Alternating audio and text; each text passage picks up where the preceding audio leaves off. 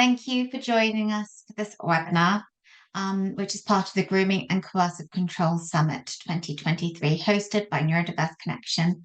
If you haven't heard about us before, Neurodiverse Connection is a community interest company that exists to elevate the voices of neurodivergent people to help them flourish and thrive. The Grooming and Coercive Control Summit is our first ever event series, so we're delighted that you've chosen to join us and be part of this. Our aim for this summit is to start conversations, collate knowledge, and share lived experiences of grooming and coercive control. This is an issue that affects many lives but is rarely talked about openly. We believe that challenging this stigma that surrounds it can help to accelerate positive change in a critical area. So at Neurodiverse Connection, we're committed to promoting the use of neurodivergent affirming language. Our guide to neurodivergent affirming language is available in our resource library. However, please note that in these webinars, as with any content we host or share that has input from other organisations or parties, we cannot guarantee that the preferred neurodivergent affirming terminology is always used. So for this session, Neurodiverse Connection founder and director Jill Corbyn is joined by Penni, Charteress, Heather and Steph, who are all members of DIVAS. DIVAS is a women's centre Cornwall project. And in their own words, the DIVAS are a group of women with learning disabilities, neurodiversity and autism who fight to be treated fairly and with respect and get their voices heard. We get people and organisations to work together to make services better for women with learning disabilities, neurodiversity and autism. We support each other. We also have fun together. In this session, our panellists share personal insights from their experiences with domestic abuse, grooming and coercive and controlling behaviour, and how community groups like DIVAS can provide an invaluable service for autistic, neurodivergent or learning disabled women. So, having said that, we're going to start the session. And then we will go to the Q&A session. Welcome, everybody. I'm delighted to be here today with some of the DIVAS. I'm Jill Corbyn, I'm Director at Neurodiverse Connection. And Heather, can I ask you to introduce yourself? Oh, hello, I'm Heather. I'm autistic. I also have dyslexia and prosopagnosia, so I'm face blind as well.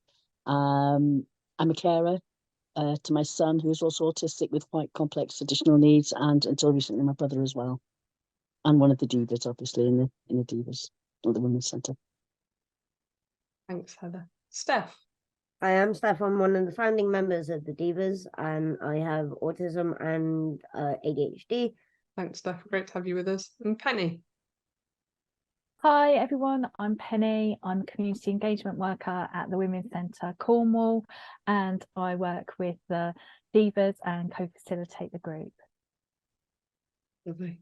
So welcome. So pleased that you're joining us for a chat. Steph, I'm gonna start with you. Would you be able to tell us a little bit about the DIVAS group? Who are you and what do you do? The DIVAS group started out as a peer mentor education group, but also for professionals. We started under the Tampon Tax Fund, training police officers in women and girls with learning disabilities and autism or autism for contacting the police and getting more and more of the incidents that happen with women in that group minority, actually getting them reporting and getting their reports heard and going further. But now we're a bit more leaning into more of the peer education as well as being a peer support group. Thanks, Steph. Heather, do you want to add anything to that about the DIVAS? Yeah, so we've been working with people like the Ministry of Justice and helping to influence change, because there's just so little out there, so little understanding. So we've also been involved with training other rape crisis centres, other women's centres, other service providers, and just hoping to, spread some awareness and training around all sorts of all the different impacts of having, and being autistic or with learning disabilities, and how to help recognise those gaps in services that are either non-existent or very poor. Encourage lots of training, up-to-date training, and people to influence the way they set their services up and how they engage with people that are autistic and with learning disabilities. Thank you. So when I started trying to find speakers for the Grooming and Coercive Control Summit, a couple of people said to me, like, you have to speak to the DIVAS from Cornwall. So I'm really pleased that we managed to have a conversation, because it seems that in terms of the peer support group, but also the training that you're doing as a team, it's it seems really progressive and really different from what's happening in other areas. So I'm really pleased to be speaking with you. Thank you. Can I just add to what Steph and Heather have said, just in terms of all of the DIVAS are volunteers, and they're all survivors of domestic abuse or sexual violence, and they, as well as the training that we do, there's a lot of community engagement work as well. So we go out to, and attend lots of events to raise awareness about our group, but also about the multiple disadvantages that our community face in terms of reporting and accessing support, in addition to asking people to make change that can make it accessible. And so the DIVAS are really key and central in having a voice in the content and the delivery, and their experience and voices are kind of central to informing what we do. Right, thanks, Penny. And Heather, can I ask you what inspired you to join the group, and what difference has it made being part of the group? Okay, that's two questions there. What made me want to join the DIVAS was my own experiences. I mean, I was in I was married for 25 years, and I had no idea what abuse was. If he wasn't lifting a hand to me, as far as I was concerned, even though I was being put up against a wall and having bruises on my arm and angry eyes and all this and lots of control, I didn't see it as an abusive relationship for many years because he wasn't beating me up. You know, and because I'm autistic, didn't have a friendship group, didn't have anyone to bounce things off, very gullible and vulnerable and honest and literal. I felt strongly that if I'd had things like the equality wheel and the power and control wheel during my secondary school years, college, if I'd had some understanding around what a healthy relationship versus an unhealthy relationship is, I would have seen the red flags, the markers, and I would have had some understanding around the kind of relationship I was in, rather than being blind to it all. And it might have helped me to even avoid that kind of relationship in the first place. So I went to the DIVAS really passionate about going around schools and furthering education and I know we're now working on, for instance, an easier read of the equality wheel and the power and control wheel. Because when I was first introduced to it, I didn't understand it. I didn't know what coercive control was. I didn't know what half of these things were, and it's through being with the DIVAS that I have a better understanding. I'm not saying I understand it fully, but a better understanding around the coercive control and everything that I went through. I can't remember what your second question was, Jill, sorry. So it was about what difference has it made to you being part of DIVAS group? The difference it's making to me is I used to co-deliver autism awareness training to professionals, and going down this route has helped. I'm really passionate about people recognizing gaps. There are real massive gaps in services. If you're autistic, you don't fall under learning disability unless you have learning disability as well. You don't fall under mental health, so you fall through the gaps, and there are no services available for that. And the lack of understanding around being autistic, the communication differences or the bias, I just want to shake services up and say, come on, look, you need to listen to us, and you need to start implementing some of those changes that we need and starting to recognise that we need services as well, and that we need listening to and taking seriously. And it's like the two computer systems trying to communicate analogy. We're not wrong. We're not, we're just a different computer system trying to communicate, and we need to find ways to do that, and for you to recognise and set up those services that we so desperately need, and that support and that help and that training, not just with the services and the professionals involved, but also, like I said, about targeting young people that are autistic, who are falling through the gaps. They're not having those friendship groups. They're not having that relationship of building that understanding and experience. And it's about getting them to understand what is and what isn't okay, how to go about getting support if things do go wrong, and how to be understood, really. And also, especially with people like the police, with the GP services and so on. Where do you go? What do you do? I'm really passionate about all of that. Wonderful, Heather, thanks. but Heather, what difference has it made to you? So you've spoken quite a lot about your your passion and the reason you're enjoying it, but for you on a personal level, what difference has it made to you being part of the with the DIVAS? experience, with the prolonged experiences I have had, I've been divorced for 14 years now, and yet still I'm finding out things about the smear campaign, being on the receiving end of a nasty smear campaign, and so on. And it's really, really affected my mental health really badly for that to come up, for all that to come out, and to realise the extent of the things that have happened. And the DIVAS have been my mainstay, my support. I've practically shut the door on the rest of the world. The only opening I have into anything resembling not closing the door and staying inside is the family interaction I have with the DIVAS and the support I get through them and the Women's Centre. So it's made a massive difference to me, because otherwise I would just shut the door and go to hell with the world. I'm not interacting with it anymore. It's not safe. It's too dangerous. I don't get understood, and I don't get the support I need. And I just isolate even further. That's the difference it's made for me. Because I'm just not getting involved with communities at all that I used to be really involved with, and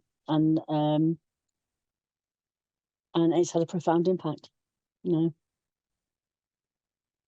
Thanks, Can I Heather. add a It's little really... bit to that? Go ahead, Steph. A big thing that me and Heather, I believe Heather on this one, is on this as well, is the fact of, because autism isn't predominantly a boys' condition, even though lots of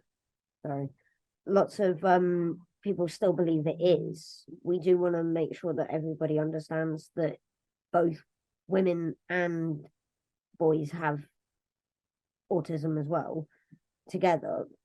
It just might present differently in a woman. That's why women are also falling through the gaps, because there are probably 10 times more women and girls who have autism who are just not diagnosed because there's not enough research, or the fact of there aren't enough psychologists who are willing to even see a female for an autism assessment. Well, it's still all very much based on the male diagnostic criteria, Yeah. isn't it? And I think there are movements towards looking at a female version of autism criteria, but again, it's so interlinked and crossed anyway. Yeah. But I think really, if you set that aside, actually just the issue around how long it can take to get a diagnosis and the diagnostic process, and the fact, it's very, that in itself is actually quite a lengthy and long process, that it makes it very challenging, I think. Bare minimum of 2 years in Cornwall alone. It's 4 years in Cornwall, Steph. 4 years now, yeah. I was saying Yeah. bare minimum of 2, but it's a long and can be quite a difficult process as well. So I think that is. And not only that, there are no services to go on to afterwards anyway. There's nothing there. You've got your diagnosis, and then what? It doesn't get you anything. Mm. And Steph, I just wanted to come to you about why you joined the group. So why did you join DIVAS, and what difference has it made to you being part of the group?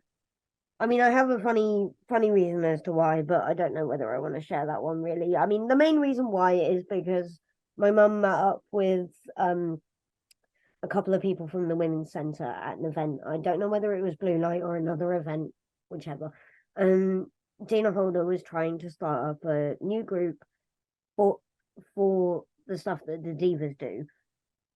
And my mum basically went, "Ooh, that might be good for my daughter," and everything like that. And everything ensued, and I ended up going, all right, well, I'll give it a try. I don't know how much I'm going to be able to contribute, because obviously I hadn't experienced it fully, completely myself at that point, but I had secondary experience through my sister. But going through it did actually help. I mean, I joined it because it was like, I'll join this group so that I've got some people to talk to, and I've got a group of women that I can talk to about women's stuff. But it just kind of, when going through everything we went through, it kind of turned from that to, hang on a minute, I can actually contribute to this really well for different reasons. Thanks, Steph. And what's it been like for you being part of the group? What have you got out of being part of DIVAS, do you think? We missed who that was aimed at, sorry. Sorry, that's Steph. Okay, so I've got out of the group so much more learning on healthy relationships and bad relationships and boundaries. Like, I understood some warning signs about how people should behave and how they shouldn't, but I was really lax on those a lot of the time. So finally going through the Divas and finally being able to stand up and hold my boundary with somebody really helped just make it so much easier. Even in my last relationship wasn't the best, it wasn't the worst, but it wasn't the best either, and I held a boundary really tightly, which I was proud of. But I also, even with the Divas work going through that relationship, I still missed a few warning signs, or I still ignored a few warning signs, and I broke one of my personal rules for that relationship, because it's like, for me in particular, I hadn't really ever crushed on somebody before or liked them before they said anything to me about it.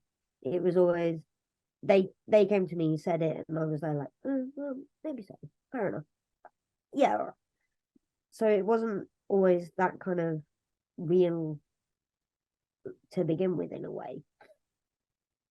So then learning how it should look and what it shouldn't look like kind of helped me go, yeah, hang on a minute, that's not great.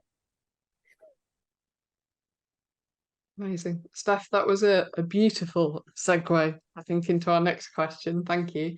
And I'll come back to Heather. So Heather, what have you learned about how to tell the difference between a healthy and an unhealthy relationship? Is there any tips that you'd like to share? Oh, would I like to share?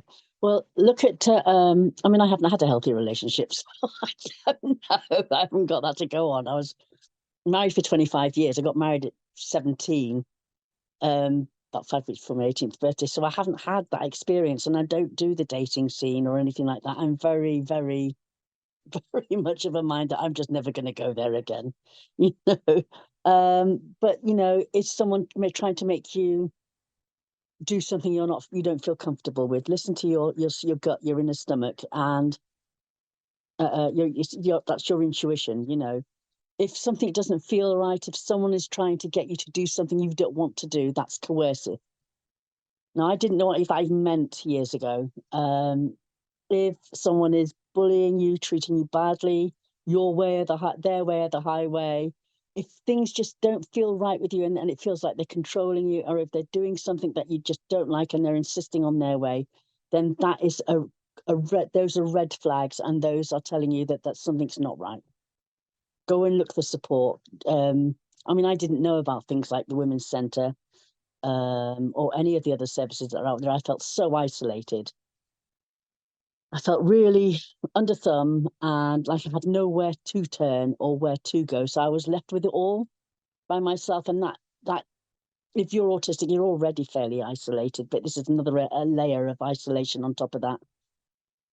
And I would say, you know, you don't have to live with that. Do seek help. Look for avenues of support that can help you, even if it's just to help clarify what is going on. Is this actually abusive? Is this reasonable? Is this unreasonable? And help you to build your confidence and your self-esteem again and find ways to move forward.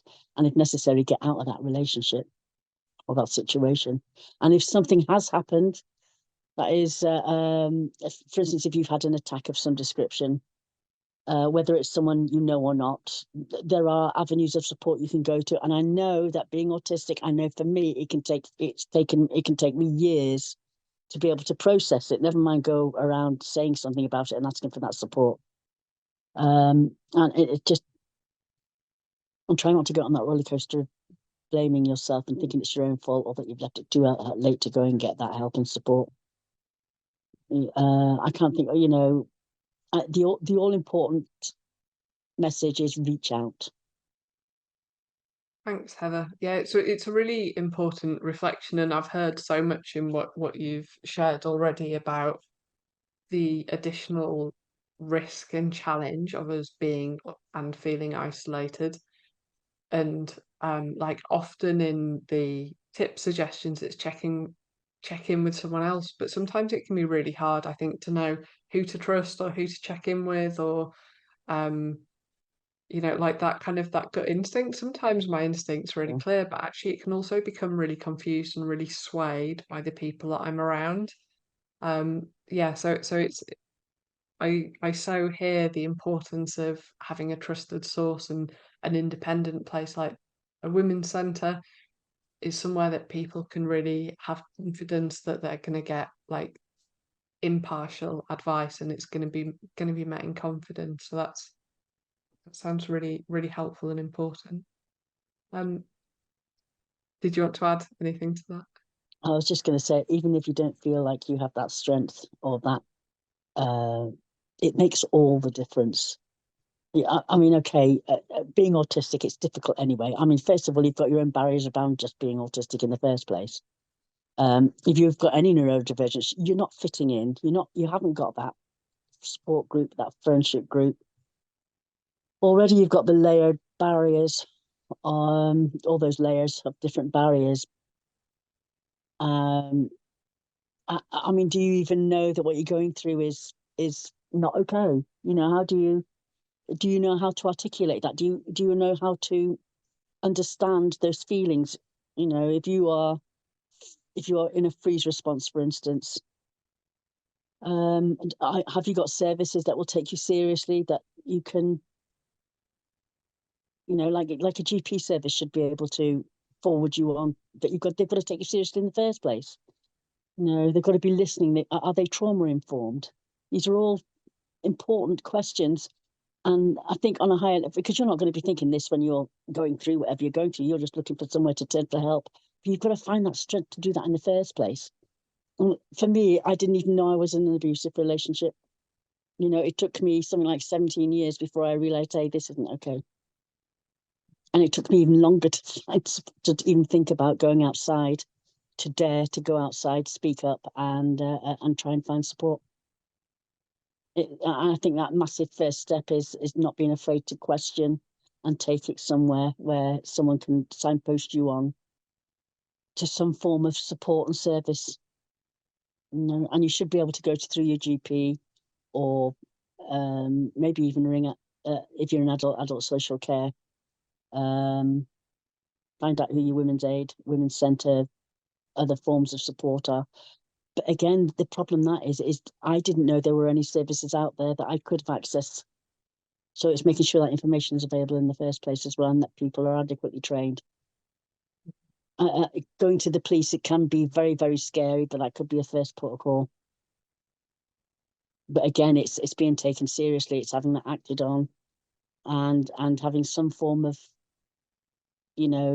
action as a result of that, and being very, very careful not to put yourself in further danger, because the fear of repercussion is real. And there's a reason that the fear of repercussion is there, because if something gets back to them, to the perpetrator, for instance, or the perpetrators, then you are putting yourself in danger. So I cannot emphasize it seriously enough, getting that support, getting help to sort out how you're going to leave, where you're going to go. It's quite a big topic, really, It's huge. I bet, yeah. I'd Thank you so I'd much like for to some put- really I'd- helpful suggestions there. Penny, go ahead. I'd just like to say as well, we have a really wonderful resource called the Bill of Rights, which we would happily share with you, which is a list of rights that we have as individuals and within our relationships, and it's quite good to guide you really around healthy relationships and the rights that you have as an individual. One example would be I have the right to make mistakes. Another would be I have the right to change my mind, and I have the right to be loved and to love. And so it's quite a good resource really for people, I think, who maybe aren't sure, or can maybe look at that and think, oh, am I able to change my mind? Am I able to control and manage my own money? Do I have my, all of those sorts of things? It's quite a nice resource for people who maybe aren't sure but don't feel comfortable around maybe talking to anybody else about it yet. I think, being autistic, the one that spoke the most to me to start with was, I have the right to be me. And then just in terms of like healthy relationships, Steph, is there anything you'd like to say about that, about like recognizing healthy relationships or unhealthy relationships? Yeah, I think really that any partner who isn't willing to step away when you say that you don't want to do something is not worth having around, because a proper good partner will always respect that. I'm not feeling good about this. Granted, if it's something that you both feel like you want to do but you're worried about it, they will help you through it, but they shouldn't push you through it. Basically, never let anybody push you through it, and never let anybody make you feel like you're being pushed through it. Because autism in particular, for me anyway, it does tend to give me the feeling of arguments are to be expected. You're going to have arguments in a relationship, everybody argues, but it's the difference between how that argument comes through or ends. So like, if it's ending in a shouting match and you're both angry with each other, really angry with each other, then it's not really the right kind of argument. You're not having an argument per se, you're just having that so-called shouting match. Whereas with me and my partner now, for example, we'll have our arguments and I might get a little bit frustrated and extra shouty, but we're not like having a massive go at each other. We're not calling each other names or anything like that. The thing that And I really think- strikes me is the value in having the space to explore what is a healthy relationship and what isn't a healthy relationship, and things like arguing that you mentioned, Steph, I think are a feature of both healthy and unhealthy relationships. And so sometimes it can be really confusing to know, like, well, when is something okay and when is it not okay? And I really hear that actually, if you're isolated, if you're on your own, it can be really tough to figure that out. And when you're checking in with other people and checking against their experiences and hearing their reflections and getting their support and insight, actually it can really create a space to explore and examine it and to work through some of how confusing that can be. So again, I'm noticing that I'm really celebrating the fact that this space exists in DIVAS, and also, I guess I'm thinking, okay, so what about the people who don't have that space and who don't have that support? So that leads me to my next question, which is what recommendations would you have for people in other areas where this support doesn't exist? Do you think it's something that should be commissioned in other areas? It is literally just build it and they will come. Build it and you will find people that want to use it. I mean, there's lots of times when the government will say, oh, not enough people are using it. But for those who don't know, it's actually because lots of places have been told not to send people out to things like day centres and stuff. So they've been given the reason to shut them down by saying, don't send them over. But if you just open it up and make sure that everybody knows about it and everybody who needs to use it is using it, then it can stay forever, or it can stay for as long as it needs to. Thanks, Steph. I think things are starting to change. I think there's lots of services that actually are. I think it's really important to have people who are experts by experience, and that actually, I mean, that's how the DIVAS work. You know, and at the Women's Centre, we very much believe that the women that are the experts about themselves and on their lives, and that nobody else is an expert about them. They know themselves and their situation better than anybody else. And so I think actually having services that are run by experts by experience, you know, people's voices are really a central part of that.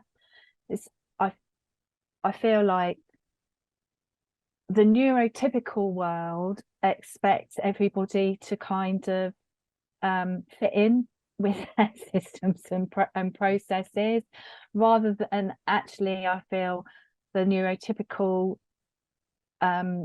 world, you know, the systems and processes should actually be thinking about how they can adapt to best meet the needs of everybody. And the best way to do that is to learn from the people who are accessing the services and what their needs are, to understand what adjustments they can make and where they're not meeting people's needs. That's where the gaps are. That's where the learning needs to take place. Thanks, Penny. And Heather, do you have any additional suggestions, either for services in other areas or even for police? Yeah, listen, learn. And to me, it's all about train, and train again. You know, it's all about speak. You know, talk. It's like it's already been said. You know, if you want to know about being autistic, ask an autistic person. You know, ask lots of different autistic people, their experiences, like the lived experience of someone, like having someone who's experienced the police, someone who's experienced lack of services and what it feels like to be the impact of not knowing what's out there or how to access that, or if there's anything even there in the first place. It's about being taken seriously, about learning the communication differences, about meeting those needs. You know, even the sensory needs. If you put me in a busy environment, I'm not going to be able to interact with you well. It'll be too noisy, too bright, too busy. I don't filter sound, so if it's even in a quiet environment, lots of small things which you might perceive as a quiet environment might be far too noisy for me and too busy. So it's about communicating, and so understanding how to communicate that you can recognize that this person has needs that you might have to put adaptations in for, and learning about the different operating systems. You know, we're all, if you're neurodivergent, you're wired differently, therefore you operate and work. And it's not about asking a fish to climb a tree, you know? It goes back to what you were saying earlier, though, Heather, about you have the right to be me. I have the right to be me. You know, that is who you are. Your you know, your needs are just as important and just as valid as anybody else's. But when you're autistic, or if you've got learning disabilities, or if you're a neurodivergent anyway, you don't feel like you have the right to be you. That's a massive thing to take on board. You feel like you've got to mask it, or you've got to try and fit in, because you're part of a minority group. you're always automatically othered, in the wrong, and outside of it, or so because you are different, you are automatically othered. If you're automatically othered, you're kind of dismissed. Getting the neurotypical will to see that and to adjust to that, and to recognize, well, you've got to be able to recognize it before you can adjust to it, and to be willing to learn, and to be willing to, I mean, when you're looking at control or, abusive relationships, it's very, very hard, whether you're autistic or not, to be able to find the strength to speak out about that and to find support. But if you are autistic as well, it's another layer of difficult. It's another barrier, isn't it? And knowing where to turn. I mean, if you're neurotypical, you've got a friendship group, you've got a support group built in who understands you. You're not missing out on any social cues and so on because you already understand them. If you're autistic, you're already isolated. You don't understand other people's social cues or the rules or whatever is going on around there, so you're even further isolated. And then if you haven't got that support group, you haven't got that friendship group, it's just that compounding, layering, you're even more isolated and you feel smaller and smaller. And again, you don't feel like you've got anywhere to go. And you haven't got anyone telling you either, oh, hey, look, there's this service up here, there's that service over here. How do you even access that information? Where would you go to find out that, to be able to get that support and that help? Are you even able to articulate and understand how you're feeling? Are you able to process what's been going on? There are just so many barriers and so many differences. And if you don't react in the expected way with authorities or GP services or something, then you're not believed. It's about getting heard. I think in relation to that, Heather, it's about professionals actually taking the time that is needed to understand, because it can mean that people may need to take more breaks, or you may need more sessions, or you may need more time. And lots of professionals really restricted by time. GPs don't have very long for appointments. If you're reporting to the police, they have a set amount of criteria or questions they need to ask.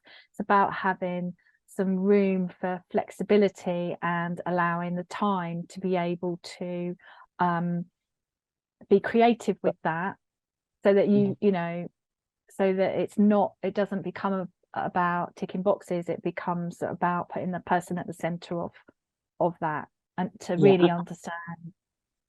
And recognizing that time might not just be an extra 10 minutes for that session. It may mean having access to come back to you weeks later. I know for me, it can take me weeks or months to process something and think, oh, is that what they meant? And then go back. It's having that ability to go back. That time may be quite significant to be able to, but having that door open to be able to come back and make some clarifications and do some checking. Because it's also the understanding with, with police in particular, some of the questions are so open-ended that people in general with learning disabilities or autism might not even understand to what context. I mean, and it's that one question actually can have many different answers. And it's like, well, what do they mean by that question? Do they mean this, or do they mean that? Because that can impact how you're going to answer that question, and that can be really difficult. To me, I always think if you make it too generalized, then I can't answer the question because I don't know what you're looking for. So I always think, well, if you could just give me a couple of examples of what you mean, then I might be able to hone in on that answer for that question. But I think when you've built up a good working relationship with somebody, then you would then feel confident to ask them what they meant, or so Heather, for example, if I ask you a question and you're not sure, you'll say, well, what do you mean by that? You need to ask me that question more directly, or that's more than one question, or because we have known each other for a long time, you feel confident to say to me, I don't understand, ask me the question a different way. Whereas in a different situation, you may not feel comfortable to do that. Or if it's on a form and there's no person to actually ask, it's a form you're filling in. Then it becomes difficult. It's like, well, where'd you go with this? How do I do that? I really can struggle with form filling. So while I'm capable, I'm capable to actually, and intelligent enough to do something, if I don't understand where you're coming from, if you don't break it down for me and give me examples, then I could be completely stuck, and that may actually stop me from accessing services because I haven't given you the answers you're looking for. That would be very relevant if I had a better understanding of that question. I think we're coming to the end of our time and conversation. Before we finish, I just want to check in if there's anything anyone has kind of a burning desire to share, anything that hasn't been said that you think is really important that gets said and gets heard. I think I would just like to add that it's important to remember there are lots of different types of relationships when we talk about healthy and unhealthy relationships. I think it's important to remember that there's lots of different types of relationships, not just intimate partners, but we can have relationships in terms of our friendship groups, with professionals, with our family, and that actually they can be healthy and unhealthy, and all the things that we've spoken about today is relevant in any type of relationship. Thanks, Penny. Steph, do you have anything that you want to add or reflect on? I don't think so. I mean, it's mostly just like Heather said earlier, just believe yourself, trust your gut, and if something doesn't feel right, it's probably not right at all. Thank you. That's really powerful. And Heather, do you have anything to add? I do, yeah. I know of a few situations where someone knows that they're being used by their so-called friends. When the money comes round or something, they turn up. And even though social care were aware, his response was, yes, but for those few days, I have company. It's somebody versus a nobody. And I think that's quite impactful. It shows you the degree of isolation and what can be a desperation for some form of acceptance and contact, which leaves you wide open to abuse. Thanks all so much for your time and for sharing your experience and your learning, and thanks to the Divas for existing as an example of what we'd like to see elsewhere. It's been really great talking to you. Thank you. And we are now joined by Penny, Heather and Steph. Steph and Heather will be joining us in just a moment for our question and answer session. I actually have a question for Penny to start off, if that's okay, Penny. Sure. And I was just wondering if you could talk a bit about what services sort of the Divas offer and how these have evolved from the input of the neurodivergent folk who have accessed these services. Sure. So the Divas is a group of women with learning disabilities and neurodivergence. So we do lots of work. So we're currently delivering training to raise awareness around working with survivors of domestic abuse and sexual violence. And the Divas are very central to that process in talking about some of their own experiences, so that services are aware of what their barriers have been, both the positive and the negative, and kind of what they can do to improve. So that's something we're working on at the moment. Currently very busy with delivering that.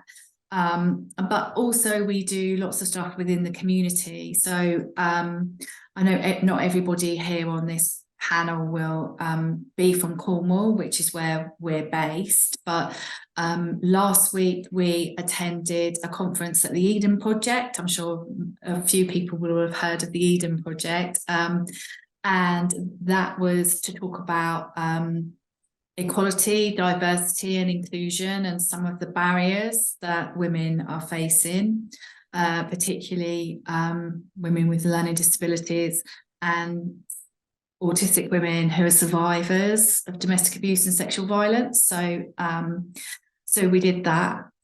So we we attend lots of events out in our community just to raise awareness about our group and the work we do.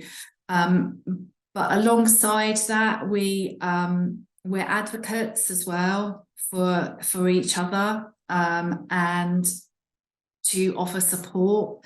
You know, we're aware that people's situations can change, and so we advocate for the divas, and all the divas have had some form of support from the Women's Centre. So the Women's Centre offer a variety of different services. We have a young empowered women's group. We offer specialist support work for survivors of domestic abuse and sexual violence and childhood sexual abuse as well. So the divas have all had some form of support before becoming part of our group. So yeah, so we do a whole load of different stuff. Becca, I hope that answers your question. Yeah, that's great. Thank you.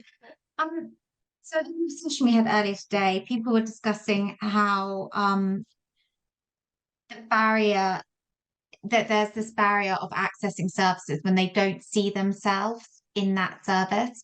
And Heather and Steph, I was wondering if you had any advice, if we have people who are leading other services, about how to ensure that other neurodivergent folk see themselves reflected in what services can provide, so that they feel that they're able to access the help and support that that service may actually provide. Heather. Or Steph, sorry. Steph, if I start with you. Yeah, I think I was just going to say, because obviously we've got things like day centres, even though some of them are closing down quite fast, that typically in my experience of a day centre, it's more the higher level of disability and autism in there. And I know that we don't normally use that term anymore, but it's those that require more significant needs. And that's where I think people like myself can fall under the barrier, because I'm not as in need of that type of respite or care or anything like that the centres are offering. If it was a bit more catered as well as to people like myself, it might be a bit more like, oh, I could use that service. Yeah, thank you, Steph. Heather, I don't know if you have anything to add. Yeah, okay. For me, it's about, like, I've had experience where I've tried to access mental health services, for instance, and when I've let them know that I'm autistic, they've kind of pulled out and said, we've got no services specific for autism. Some services are scared because they don't know how to be. So for me, it's about having that training, making those adaptations within with the services you provide, and setting them up, really. You know, how you're going to go about it, who you're going to go to for your training. You can come to us, the Divas, we provide that training, some of it anyway, and just getting out there and finding out what it is that's needed and how you're going to get that information out to your, those people that need to access your services, and how are you going to run that service? What changes are you going to make? I would add to that as well that, don't assume, like, your services may be accessible to the neurodiverse community, but unless you actually advertise that, don't assume that people will just automatically think that they can access the service. If you're not explicitly saying it, then I think don't expect people to just assume that they can, because the likelihood is that they'll assume that they can't. Yeah. And I think also it's about signposting and making sure other services, you signpost amongst yourself, find out who is doing what and how you can get that message out there that you exist. Because I tell you, I wouldn't have known. Most people wouldn't know that you exist or how to access your service or what your service even has to offer, It's quite scary, isn't it? If you're I think even if you're not neurodivergent, to try and be that first contact. Who's going to be on the end of the phone? How do you tell your story? Where do you start? How receptive are they going to be? Are they going to be able to support you and help you? Do they have any idea of what it's like to be neurodivergent? There's going to come back to what you actually mentioned about the importance of having sort of the lived experience voice and designing the services and delivering the services, such as the training you mentioned. I was wondering sort of what advice you would give to organisations who want to, support more of their community, which of course include neurodivergent folk who aren't accessing the services yet? How do they reach them? Is it by, Heather, as you mentioned, sort of letting people know in advance that there is different ways that they can access a service, and that it's not going to be a lot of hefty form filling, that they can do it by the phone or in person? Are there any other sort of examples you can give? Yeah, well, how are you going to get? First of all, you need to get out there. What's can you do the signposting with other services? Make sure social care know that you exist. For instance, if someone rings you, are the police aware that you exist? Can they send you on as a follow-up support group to access? It depends, you know. Until I got into trouble myself, until I went to my GP, for instance, I didn't know the Women's Centre existed. Certainly didn't know what they had to offer, and I didn't know how to go about.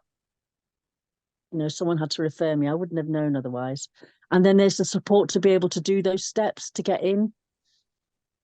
You know, is it going to be accessible? I'm not quite sure what you're asking for that I haven't already said, really. No, that's great. You sort of brought it all together really nicely there. Thank you, Heather. I would add to that as well, making sure that websites are accessible. You know, a lot of information online is really inaccessible, really difficult to read or to navigate and understand. So to really think about what information is online and, you know, making it as easy as possible. And if you're not sure whether your website is accessible or not, ask a neurodiverse person to look at it and give you feedback. Yeah, I'm hopeless at tech. So if you make it too difficult for me to navigate, I can't do it. I can't do the council website. It's just, where do I go? It's not easy. I'm older generation, so I'm not naturally technically able anyway. Form filling, well, you know, they can be too generalized. I don't know what you're asking for. I've already said this before in our talk, but it's some people don't like the telephone. Some people don't like form filling or doing. Some people prefer text or messenger or email options of contact. Some people might need you to come to them rather than having to go to you. I mean, we live in Cornwall, so transportation's an issue. You know, I live in a village where there isn't any public transport at all. So if I didn't drive, I wouldn't be able to get there. Some people can't drive and are in rural situations where the transport isn't easily available or reliable. So that's a barrier to accessing services as well. So how are you going to cover that? There's lots of things, isn't there? Yeah, thank you. Just wondered if you had any, there's a question that came in asking if you had any recommendations on how to understand healthy, unhealthy relationships. It's again something, Heather, you mentioned about not realizing that it was abuse because until sort of it was pointed out. And I don't know if within, you know, the Women's Centre or the work you do, DIVAS, if there's any specific resources or sort of guidance that you can give to people to help understand. Yes. We're working on an easier read of the equality wheel and the power control wheel.